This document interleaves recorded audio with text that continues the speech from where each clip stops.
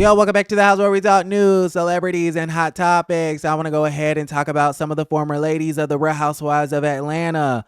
I'm scrolling and trolling, minding my business, not bothering a soul. And what do I see?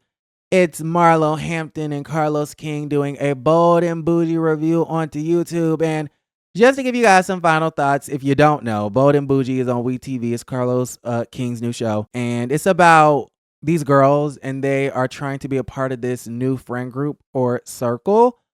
And let me start off with the positive. I really did enjoy getting to know Princess and Crystal. I had known of Princess for years. Of course, as a Housewives connoisseur, I knew that Princess was one of the creators of the Real Housewives of Atlanta. So it was really nice getting to know her. She's a very sweet soul. It was really nice getting to know Crystal. I really did like Crystal. To me, Crystal will talk her shit, but she's still humble and down to earth. And I felt like Crystal was one of the few that was actually very genuinely interested in getting to know the rest of the ladies. But the same cannot be said for Tamika Foster, Usher's ex, and Gaucher, Miss I Dated Roger Bob too, and Kim Kimball, and Malaysia Pargo, Miss I don't want to be a part of the drama, but I signed up to do a Carlos King production. How does that make any sense, sis? How does that make any sense? And it bothered me because I feel like when those three would show up to set, they would act miserable. They would act like filming this show was the biggest chore of their life. Tamika Foster would be like, oh, my son, has ballet practice, football practice, soccer practice. He's running for president. He's going into space and I got to go home and make his lunch for his mission.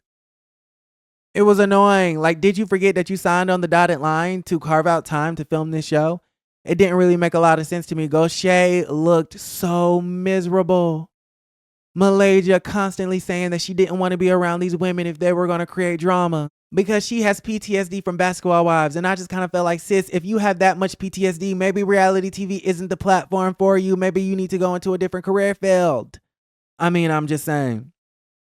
So you gotta let me know how y'all feel about that situation. I feel like the show does have potential, but they have to get ladies that are truly interested in being friends, right? Because it doesn't make sense for me to watch a show about a friend group when the girls don't want to be friends. It's stupid. Okay. Anyways, back to Marlo Hampton. So I'm scrolling and trolling. Back to my story. I'm scrolling and trolling, not bothering a soul. Marlo Hampton and Carlos King, they're on YouTube and they are recapping Bold and Bougie. And of course, they're kind of getting into Marlo's personal life and her life as a Monty and, her life doing fashion and her life when it comes to the dating. And remember last season on to the Real Housewives of Atlanta, we got to see Marlo Hampton date this man by the name of Chef Scott Lee Ennis. It was a very interesting situation. I was rooting for this couple. Chef Scott Lee Ennis was a cutie. He was tall. He's accomplished. He's a former reality TV star on a Hell's Kitchen, a restaurateur, owned a restaurant in Atlanta, owns a restaurant in New York City. Speaking of housewives and restaurants in New York City, I did go visit SoCo, which I do believe is still owned by Mr. Mark Daly with the nose ring, if I'm not mistaken. And I was pleasantly surprised at how clean and spacious and cute the spot was. Although I did not get to drink my sangria because I was too fucked up from brunch and I really didn't get to eat because I ate at the last place. However, I did like the ambiance and I will be going back to SoCo, okay? But that's besides the point. Marlo wasn't dating Mr. Mark Daly with the nose ring. She was dating Chef Scott Lee Ennis, okay? Had the voice of Peter, right? But the face of Todd Tucker. And I was really, really rooting for this. But Marlo Hampton then told Mr. Carlos King that she's no longer dating him and that she realized that they were better off just being friends. She saw your man on the Tamron Hall show. Oh, yeah. They saw Scott Lee, my friend. He's not my man. But he's doing an amazing job.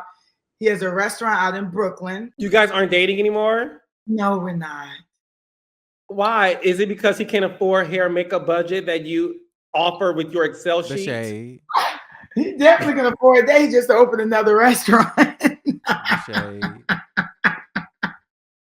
No, we just decided we're better off friends. I love Marlo, but for me, it's just too many open-ended questions. Like, what's going on with the nephews and their mother? Okay, did she ever get out of jail? What's going on with what is it? The home. I know she went on to the Watch What Happens Live and basically said that she stopped when it came to the plans on building that house, but we never really got a true explanation on what the fuck was going on. And then what's going on with Chef Scott Ennis? Okay, so we know that y'all are broken up, but I want to know why. I'm nosy, y'all. I want to know why. Okay, because let Kenya and Kandi tell it. They said it was all fake for the show, child. It's a whole hot mess. Y'all let me know how y'all feel about everything in the comments down below. Do y'all want Marlo Hampton to be on season 2 of Bold and Bougie? Let's talk about it in the comments. Listen, do y'all want Lenithia Leaks to be on Bold and Bougie? Now, I don't know if Nene would ever do a show like that because I don't know if WeTV can really cut the check. You know, she went over there to Zeus and they cut the check for that. WeTV would have to cut the check. But it seems as though Lenithia Leaks and Carlos King do have something in the works because they were out doing an Instagram live. I gotta go in reverse. Hold on, child. So we over here working a whole lot of different situations. So they didn't need. There's a camera on Nene. There's a camera on Carlos. Okay, meanwhile, in between this, they were talking about respectful cheating and how Lenithia Leaks said if you gonna cheat, do it respectfully. Okay, be discreet about the situation and don't have the woman calling the house. Okay, there goes the camera equipment. Also have regular burgers too, but I think a vegan burger would be good. But at the end of the live, in the back, you see somebody in the trunk when they park. Nice. So if Who's they're that in the back? successful, Look at him. beautiful, send us some information. Nene, why you got the producer on live? My whole thing is, what are we filming? What are we filming? Inquiring minds want to know. All right, now moving right along. Remember a few days back, I came on here and basically said that Latasha Scott might send a cease and desist to Live Nation and the group members of Xscape because that is her name last time I checked. And listen, it's all hearsay. I have not seen a lawsuit. I have not seen a cease and desist. I don't really know. I just hear things and I repeat them, okay? Kandi went on to Instagram and she basically, in so many words, okay, maybe I'm just reading too much into it, but I read too much into everything. That's why y'all follow me, right? She went on to Instagram and basically, okay, said, this tour is going to happen with or without you, and obviously it's happening without you.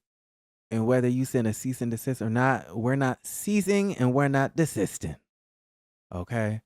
The Queens of R&B tour is coming to a city near you. We are so proud to say we put our differences to the side and came through for the fans. It's truly a blessing to be here 30 plus years later with some of the best female artists of the 90s. Make sure you get your tickets now for an amazing show from start to finish. God is definitely in control. So congratulations are in order for Xscape, SWV, Total, 702, and Maya. They said nobody is stopping this show. So shout out to them. Let me know in the comments down below if you guys plan on attending the concert. I will not be there. Okay, but I will be supporting from afar. I love all the ladies, but I quite honestly don't know enough of their music. Okay, I know about 4 Xscape songs, about 3 SWV songs. I know no Total songs. Okay. 702. Ain't that the one with Pamela Long? Is she still a part of the group? Then she turned Christian. Wasn't she like allegedly a lesbian and then got delivered? Will she be there?